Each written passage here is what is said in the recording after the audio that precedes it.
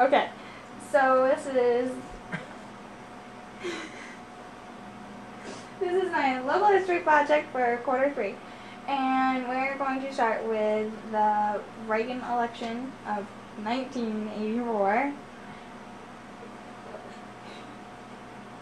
And Dad, you voted in this election, right? Yes. Okay. Do you remember, like, going to the voting polls? Yes. It was the first time I'd ever voted.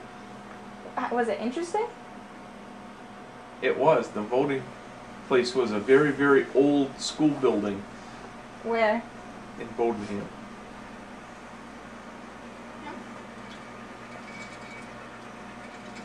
And I voted, I always thought I always voted the way, because my father was Republican, so I voted Republican for Reagan that year. So you were happy when he got the position Re-elected? again? Yeah. Yeah. Well, that's good. Mom, you didn't vote that year, you said? I did not vote that year. I didn't feel like I knew enough about what was going on in politics and in the world, so I just did not vote.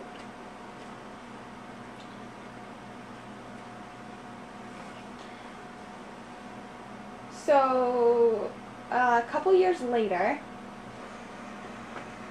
the Challenger went into space and exploded. That was the one with the New Hampshire teacher on it. Krista McAuliffe. Yes. So, do you remember hearing about that? I remember that I was at work. I worked at Ames when Ames was in Newport. And I remember a customer actually came in and told me, and that was the first I had heard about it. And at the time, I had made the decision to start school to become a teacher, so it really affected me and impacted me because I was, first of all, thinking, oh my gosh, it was a teacher, and then secondly, I was thinking, what is it going to do to the space program, and what will happen to, will they let any other non-astronauts go up in space because this happened? So, did it affect the space program at all? Do you remember? Well, yeah, it has, because they haven't let no one other than astronauts go up into space since then. She trained though, right? So she did train. So she was she was certified to be in space, right? Right, but it was still not the same. It was not the same, right? So it it did impact it. But the accident didn't have anything to do with the fact that there was a non-astronaut trained person on the Challenger. Right. It just happened that it was coincidence that the first time a teacher went into space, the Challenger blew up. But it was not because she was on it. Right, obviously.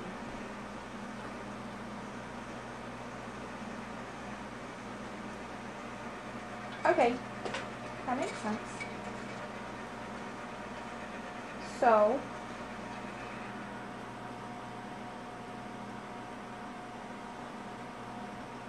then a couple more years later, was the Clinton election. And that was the first year that you, Mom, voted, right? Yes. Was that a big moment in your life? Yes, I definitely felt the responsibility. But it also was good to have a voice and knowing who the candidates were really important. But it was a good experience, and I voted ever since then. So.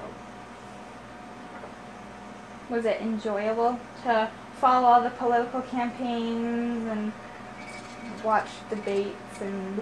I don't know if it was enjoyable, but Was it interesting at all? It was interesting, and it was just good knowing who the candidates were and learning about what their beliefs were and what they stood for, and then going through the voting process and then seeing if they were actually going to follow through with their promises and making the changes that they said they would make. And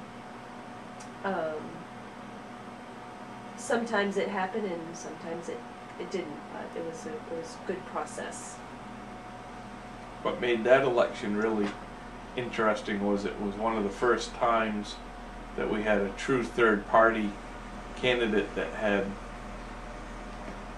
was going to make an impact on the election results. And Ross Perot had a lot of money to run a very effective campaign. And even though he didn't win many votes, he did carry part of the state of Maine and got 1 or 2 electoral votes. But it was interesting to see a non-politician running for president and how he approached it from a very business and economic point of view rather than a political point of view. So he was like the independent candidate. Is that would they like categorized him as? Yep, exactly. Okay. So I guess. So that you said it made it more interesting to follow that campaign in particular? Yes, absolutely. In hindsight, he was a very humorous man to watch on TV. How so? Because he'd have a 30-minute commercial and he'd have flip charts and showing how he was going to make the economy of the United States better by following his theory of economics, and how he was going to turn the recession around, and it was going to be how great America would be if he got elected. And he would have these infomercials which were really campaign commercials, and he was very interesting to watch. So do you think because you said he was more humorous, do you think Americans took him as a joke because of that? Or do you think they took him more seriously because of that? Well, I think he was taken seriously, but because he was so matter-of-fact, he was humorous in that this is the way it is, people, don't you understand? This is what you're going through. Why can't you see it? It's this simple. But he tried to make it seem that the regular politicians would make things more complicated than they needed to be. And he had I think he was trying to draw on the people by getting down to a level that he felt the common American person could associate with, rather than lawyers and bankers and politicians. And it was interesting that year just to follow it through because of that. But he was also an easy target. I remember a lot of the political cartoons. Yeah. They just went to town on him. I remember that. That stuck out in my mind.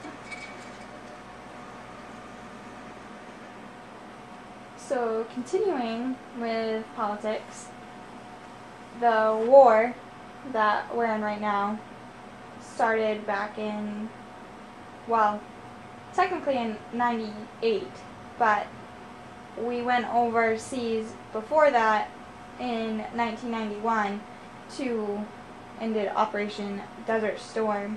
Do you remember hearing about that at all? I do.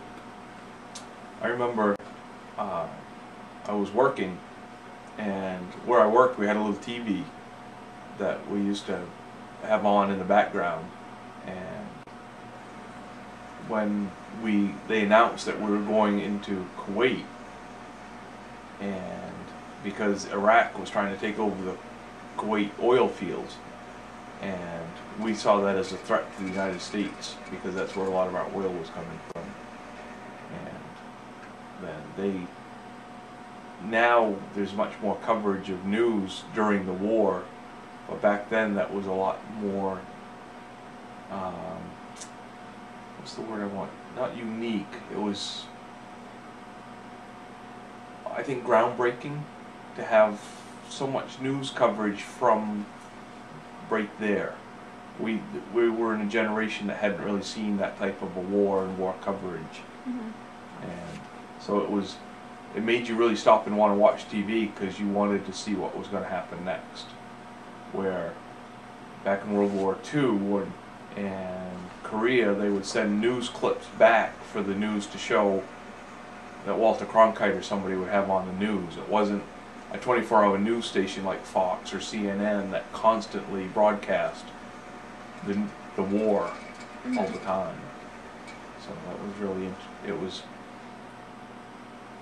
more meaningful to realize in real time that, you know, planes were getting shot down or people were dying, but it just made it much more real that we were at war. We didn't actually go over until Iraq until 1998, but I'm sure there was a lot of controversy about actually going to Iraq. Do you remember any of that? Like the in-between years, kind of, when all that was going on, the argument was happening before the decision was finally made? Well,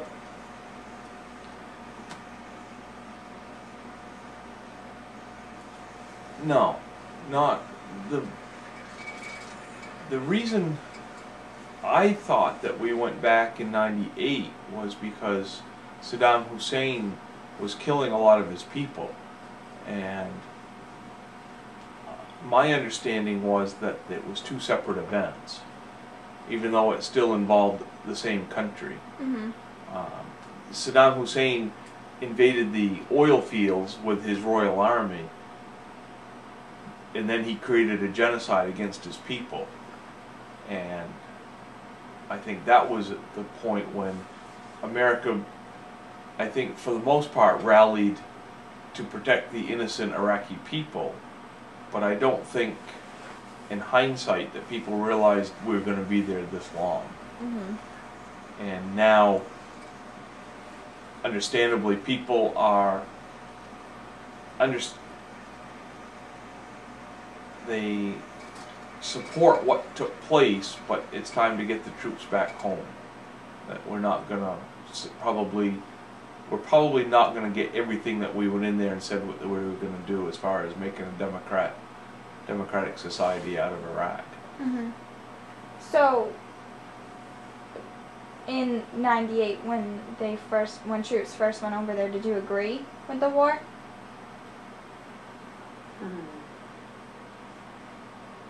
Did you agree with what America was trying to do for the Iraqi people? Well, I remember thinking at the time that it was more like a civil war, or I thought that that's what it was, and I didn't think that we needed to be involved. I thought we were only getting involved because we wanted the Iraqi oil fields. I didn't realize that that many Iraqi people were dying, so at the time I didn't agree with it. But it may have been just a lack of information at the time. What about you, Mom? Pretty much the same thing. I didn't think that we needed to be over there, but at the same time, you know, you put your trust in the government and you hope that they make the right decision. But then with it being so real and on the news, and you see what the soldiers are going through, and a lot of them were getting sick from, they didn't know what from, and so then you worry about the soldiers, and you worry about, well, yourself, basically. Is something going to happen to you because of what's going on over there? You know, are they putting us at more risk? So it's kind of like a double-edged sword. You agree, but you know there are risks. So have your views changed at all over the past, 10 or 12 years since we've been over there? Oh, I definitely think it's time to get out. We've been over there way too long, lost way too many lives, and it's time to back out. I think it's safe to say that we support the troops, Right. but not the war. Not the war. It's time to move on. Yeah. All right. Well, thank you very much. That was perfect.